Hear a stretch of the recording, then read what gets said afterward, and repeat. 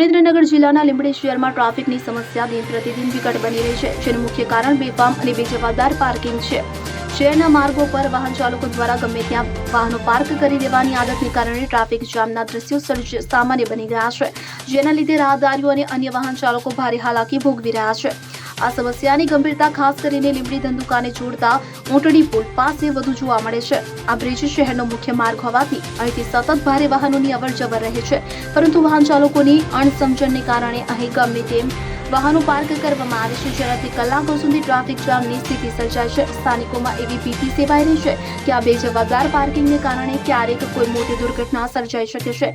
અંધેરી નગરી ગંડુ રાજા જેવી કહેવતને સાર્થક કરતી આ સ્થિતિ ક્યારે સુધરશે અને તંત્ર આ બાબતે ક્યારે નક્કર પગલાં લેશે, તે હાલ લીંબડીમાં ભારે લોકચર્ચાનો વિષય બન્યો છે।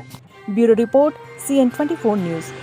હવે જુઓ દેશ દુનિયાની તમામ ખબરો તમારી આંગળીના ટેરવે। ઉઠાવો મોબાઈલ અને Google Play Store પરથી ડાઉનલોડ કરો અમારી CN24 ન્યૂઝ મોબાઈલ એપ।